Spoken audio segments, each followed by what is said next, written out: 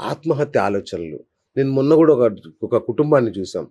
చక్కటి బాధాకరం. కుటుంబం ఎంత బాధాకరం చూడండి. చక్కటి కుటుంబం, ఒక మంచి కూతురు, కొడుకు, దుబాయ్‌లో ఉద్యోగం చేసే భర్త సడెన్‌గా ఎళ్లి పిల్లల్ని తీసుకొని ఆత్మహత్య చేసుకుంది. చెర్లపల్లి లైక్ రైల్వే స్టేషన్ వద్ద. రీజన్ ఏంటి అంటే నా ఆత్మహత్యకి ఎవరికీ సంబంధం లేని కూడా మరీ ఉత్తరం రాసి పెట్టింది. ఇట్లాంటివి ఎందుకు జరుగుతాయి గురువుగారు అసలు? తప్పకుండా. ఎందుకంటే చాలా మంచి ప్రశ్న అని చెప్పుకోవచ్చును. ఆత్మహత్య అనేటువంటిది వాస్తవానికి అంటే మనము ఎటు నుంచి చూసినా కూడా ఒక ఆత్మహత్య చేసుకునేటువంటి ధైర్యము అది ఒక ఎక్సలెంట్ వాస్తవానికి. ఎందుకంటే అంత ఈజీ కాదు. అవును. ఆత్మహత్య చేసుకునేటువంటి ధైర్యము ఉండడం కూడా గ్రేటే జాతకరీత్యానే. అది అవునా? కూడా జాతకరీత్యానే. ఆ! ఎందుకంటే పాపం ఎవరికి ఏ కష్టాలు ఉంటాయి. ఇప్పుడు మొన్న లైక్ వేరే ఒక కుటుంబము చక్కగా 3 సంవత్సరాల అబ్బాయి, భార్య, భర్త తను ఇప్పుడిప్పుడే పైకి వచ్చే సందర్భంలో ఆత్మహత్య చేసుకుంది. ఇప్పుడు మీరన్నట్టుగా ఇప్పుడు మొన్న జరిగినటువంటి ఆ యొక్క చెర్లపల్లి మిస్టరీ, రైలు కింద పడడం ఎంత దమ్ముండాలి విన్నరా? ఒక అసలు ఒక రైలు స్పీడ్‌గా వచ్చే రైలు కింద మనం నిలబడాలి. మన శరీరాన్ని మనము చంపుకుంటున్నాము అంటే ఎంత బాధ ముగ్గురిలా అనిపిస్తుంది. పట్టుకొని మరి ఇట్లా పట్టాల మధ్యలో నిలబడడం. ఎంత బాధ అనిపిస్తుందంటే వాస్తవానికి అంతటి ధైర్యము కావాలి. అసలు ఆత్మహత్య మహాపాపం వాస్తవానికి. ఆత్మహత్య చేసుకోవడం గానీ, సడెన్ డెత్స్ గానీ వారి కారణాలు ఉండొచ్చును. లేదు అని కాదు. కానీ ఈశ్వరుడు మనకంటూ ఇన్ని సంవత్సరాలు ఇక్కడ జీవించాలి అనేటువంటి జననము ఎన్నో ఏండ్ల తపస్సు గాని, జీవి ఎంతో తపస్సు చేస్తే గాని మానవ జన్మ జన్మ రాదు. అనేటువంటిది రాదు. కరెక్ట్. అలాంటి మానవ జన్మ వచ్చినటువంటి సందర్భాలలో దాన్ని మనం సార్థకతం చేసుకోవాలి. ఉంటవి. అందరికీ ఉంటాయి. మీకు లేవా? అంటే నాకు లేవా? కదా! కష్టాలు. అంటే ఏదైనా గ్రహాలు నీచంలో ఉంటే ఇలాగ ఉంటవి. ఆలోచనలు తప్పకుండా వస్తాయి మనం గురువుగారు. దానికి సంబంధించింది చెప్పుదాం. అయితే నా ఉద్దేశ్యం ఏంది అంటే ఏదో గ్రహాలు అని చెప్పడం కాకుండా కొంచెం మోటివేషన్‌లా కూడా మనం వారికి అచ్చా! ఉపయోగపడాలి. రైట్. కరెక్ట్. మన అవును. ఏదో అనేది కాకుండా నిజం. ఎందుకంటే అందరికీ ఉంటవి. కష్టాలు ఉండవనేటువంటిది కాదు. కనుక క్షణికావేశం ఒక్క సెకండ్ ఆలోచించినా ఇప్పుడు మొన్న మా క్లోజ్ ఫ్రెండ్ వాళ్ళ మిసెస్ ఆత్మహత్య చేసుకుంది. మంచి గవర్నమెంట్ జాబ్. అబ్బా! ఏం చేస్తాం? ఇప్పుడు చనిపోయినటువంటి వారికే తెలుసు ఏం జరిగింది అని. కరెక్ట్. కానీ బయట పుకార్లు ఎన్నొస్తాయో తెలుసా? మరి తనకు వేరే వారితో సంబంధం అని గాని, ఇప్పుడు మరణించినటువంటి వారికి కూడా చుట్టూ ఇంటి పక్కల ఉండేటువంటి వారు ఎన్ని అనుకుంటున్నారు? అనుకుంటారు. రిలేటివ్సే ఎన్ని అనుకుంటున్నారు? అవును. అవును. అరే పలానా వారితో సంబంధం ఉందేమో, పలానా ఫోటోలు ఉన్నాయేమో, పలానా వీడియోలు ఉన్నాయేమో, ఈ భర్త వేరే వారితో వేరే వివాహం చేసుకొని ఉంటున్నాడేమో. ఎన్నో కథనాలు కరెక్ట్. ఈ కరెక్ట్. సమాజము సృష్టిస్తుంది. మనము మనము 10 సార్లు మంచి చేయు, ఒక్కసారి చెడు చేస్తే చాలు. 10 సార్లు మంచి మర్చిపోతారు జనం. అవును. విన్నరా? ఇప్పుడు ఇవాళ రేపు బ్రహ్మానందం గారు ఎన్ని సినిమాలలో ఎంత నవ్వించారు. ఏదో ఒక చిన్న మాట అన్నాడని తనని ట్రోల్ చేసేవాళ్ళు చాలామంది. మెగాస్టార్ చిరంజీవి గారే స్టోర్ చేసేవాళ్ళు చాలామంది. అవును. ఎప్పుడైనా ఏ విషయాన్నైనా కూడా మనము వినాలి, వదిలేయాలి. దాన్నే పట్టుకొనుండి దాన్నే మనం యొక్క మనసులో పెట్టుకోవడం ద్వారా డిప్రెషన్‌లోకి ఫీల్ అవుతాం. అవును. ఈ డిప్రెషన్‌లోకి వెళ్ళేటువంటి వారు ఏం చేస్తారు? సూసైడ్ అటెంప్ట్స్ చేస్తారు. అంతే కదా! సప్తమ స్థానములో చంద్ర రాహువులు కలిసి ఉన్న జాతకరీత్యా చంద్రుని యొక్క బలము క్షీణ చంద్రుడు అయితే, ఎవరి జాతకములో అయినా కూడా క్షీణ చంద్రుడు అయితే వారికి సూసైడ్ థాట్స్ అధికంగా ఉంటాయి.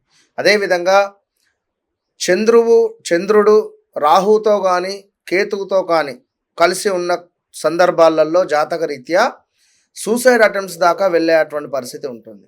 ఇక అన్నిటికంటే అద్భుతమైనది ఏమిటి అంటే ఇక్కడ శనైశ్వరుడు కర్మకారకుడు. మనము చేసుకున్నటువంటి మంచి చెడు దాన్ని డిసైడ్ చేసేది ఆ యొక్క శనైశ్వరుడు. కనుక శనైశ్వరునికి సంబంధించినటువంటి ఏలినాటి శని కానీ, జాతకములో అష్టమ శని కానీ, జాతకరీత్యా నడిచేటువంటి దశ అంతర్దశలలో శని నీచలో ఉండి ఆ శనికి సంబంధించినటువంటి పీరియడ్ వచ్చినట్టయితే ఇబ్బంది ఎదురవుతుంది. ఓకే. కనుక అవి మనం చెక్ చేసుకోవాలి. ఓకే. అట్లాగే జైలుకి వెళ్ళడం, చెయ్యని తప్పుకు జైలుకి వెళ్తారు కొందరు, కోర్టుల చుట్టూ తిరగాల్సి వస్తుంది. ఇట్లాంటి ఈ సమస్యలకి ఇదేమన్నా పూర్వజన్మ ప్రారంధమా, లేదంటే ఏంటి అసలు సమస్య? జైలు అనే మాట, కోర్టు అనేటువంటి మాట, అష్టమాత్ గురుడు కానీ, షష్టమాత్ గురుడు కానీ, లేదా అష్టమ శనైశ్చరుడు కానీ, అదేవిధంగా సప్తమాతు శనైశ్చరుడు కానీ ఉన్న సందర్భాలలో, లేదా 4వ భావంలో శనికి సంబంధించినటువంటి పీరియడ్ నడుస్తూ ఉన్నా కూడా ఈ విధమైనటువంటి మాటలు వినబడతవి. ఓకే. ముఖ్యంగా చూసుకున్నట్టయితే మనకు సింహరాశి, అదేవిధంగా మేషరాశి, ధనస్సు రాశి, తుల, వృశ్చిక రాశి వారు ఈ పీరియడ్లలో మునిగి తేలినటువంటి సందర్భాలు ఉంటాయి. ఓకే. ఇప్పుడు మీరు అన్నటువంటి జైలు రిలేటెడ్ కానీ, కోర్టు రిలేటెడ్ కానీ, ఇప్పుడు ఉదాహరణకు ఇక మళ్ళీ పేర్లు చెప్తే పరేషాన్ కానీ, ఉదాహరణకు మంచి మంచి గొప్ప నాయకులకు సంబంధించినటువంటి వారు కూడా ఈ అర్ధాష్టమ శని, ఏలినాటి శని, అర్ధాష్టమ గురువు పీరియడ్లోనే మనకు ఇవన్నీ జరుగుతాయి. ఇక మరీ ముఖ్యంగా ఎవరి జాతకములో అయితే వీరు జన్మించినటువంటి జాతకములో 12వ భావంలో శనైశ్చరుడు నీచలో ఉన్న, గురువు నీచలో ఉన్న, తప్పకుండా వీరు జైలుకు వెళ్ళే పరిస్థితి ఉంటుంది. ఓకే. ఎవరి జాతక రీత్యా వీరి ద్వాదశ భావంలో కొంత 12వ భావంలో శనైశ్చరుడు కానీ, గురువు కానీ కలిసి ఉన్న ఎడల, లేదా శని నీచపడినటువంటి ఎడల, ఉదాహరణకు వీరి లగ్నము ధనస్సు లగ్నం అనుకుందాం. ధనస్సు లగ్నానికి 12వ భావంలో మనకు వృశ్చికం అవుతుంది. అక్కడ శనైశ్చరుడు ఇబ్బంది, కరెక్ట్ ప్లేస్ కాదు. అదేవిధంగా వీరిది వృషభ లగ్నం అనుకుందాం. వీరికి 12వ భావం మేషం. మేషంలో శనైశ్చరుడు నీచ పొందుతాడు. కనుక ఆ దశ అంతర్దశలు వచ్చినప్పుడు శనైశ్చరుని యొక్క పీరియడ్లో తప్పకుండా ఆ మాటలు వినడం కానీ, అక్కడికి వెళ్ళడం కానీ 100% ఉంటుంది.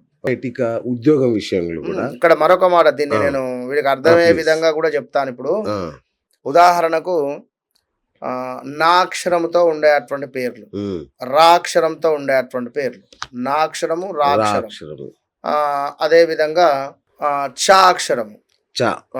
ఇప్పుడు తెలుగు రాష్ట్రాలలో ఉండేటువంటి వారు ఎవరైనా కావచ్చు, 2022 ఆగస్టు నుండి 2024 ఆగస్టు మధ్యలో ఈ జైలుకు వెళ్ళిన దాఖలాలు ఉంటుంది.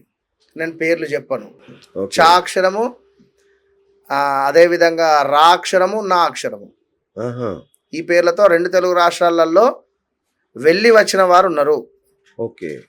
ఉదాహరణకు చంద్రబాబు నాయుడు గారు ఉన్నారు. ఓకే. ఓకే. 22 ఆగస్టు నుండి 24 ఆగస్టు మధ్యలోనే జైలుకి వెళ్ళి వచ్చాడు. ఓకే. ఇదే పీరియడ్లో వెళ్ళొచ్చాడు. మొన్న 46 డేస్ 48 డేస్ ఉండొచ్చు కదా. అప్పుడు ఏలినాటి శనికి సంబంధించిన పీరియడ్లో తను వెళ్ళొచ్చాడు. ఓకే. అట్లా అంటే అది ఆ పీరియడ్. ఇప్పుడు ఉన్నటువంటి పీరియడ్లలో ఇక ఉన్నవి కొన్ని జాతక రీత్యా ఏదున్నా వ్యక్తిగత జాతకం అనేటువంటిది మస్ట్. వ్యక్తిగత జాతకాన్ని చూసుకోవాలి. బట్ ఏ అక్షరము, ఎల్ అక్షరము, ఏ పేరుతో మొదలయ్యేటువంటి అక్షరాలు, ఎల్ పేరుతో మొదలయ్యే అక్షరాల వారు చాలా జాగ్రత్త. చాలా ఈ పేర్లతో ఉండేటువంటి కంపెనీస్, ప్రొడక్ట్స్ అందరూ జాగ్రత్త. నెక్స్ట్ వచ్చేసి పరిహారాలు ఏమన్నా చెప్పుదాము. ఎం అక్షరము, అదేవిధంగా ఇప్పుడు రాబోయే రోజులలో పా అక్షరము చాలా జాగ్రత్తగా ఉండాలి. ఓకే. పా అక్షరము. ఓకే. ఇక నా అక్షరం వాళ్ళు కూడా చాలా జాగ్రత్త. నా, నీ, నూనె పేర్లు కలిగినటువంటి వారు బీ కేర్ఫుల్, చాలా జాగ్రత్త. రాజకీయవేత్తలు కానీ ఈ ప్రొడక్ట్స్ ఏమైనా ఉన్నా, మీ ప్రొడక్ట్స్ వల్ల ప్రజలకు ఏమైనా ఇబ్బందులు కలుగుతున్నాయను అసలు 1, 2 అని కాదు, ఎట్లా ఏమి జరిగేది తెలియదు. నెక్స్ట్ బా అక్షరము. ఇప్పుడు లా అక్షరం అన్నా, ఇక్కడ లా అక్షరంలో లిక్కర్ రేటు పెరిగే అవకాశాలు ఉన్నాయి. ఓకే. లిక్కర్ రేటు పెరిగే అవకాశాలు ఉన్నాయి.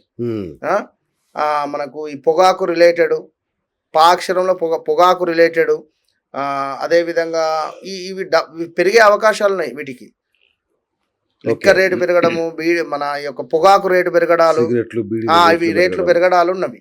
ఓకే. సో జాగ్రత్తగా ఉండండి. అట్లా ఇంకా తగ్గుముఖము తగ్గేటివి అంటే ఉన్నవి చాలా, అది చూద్దాం.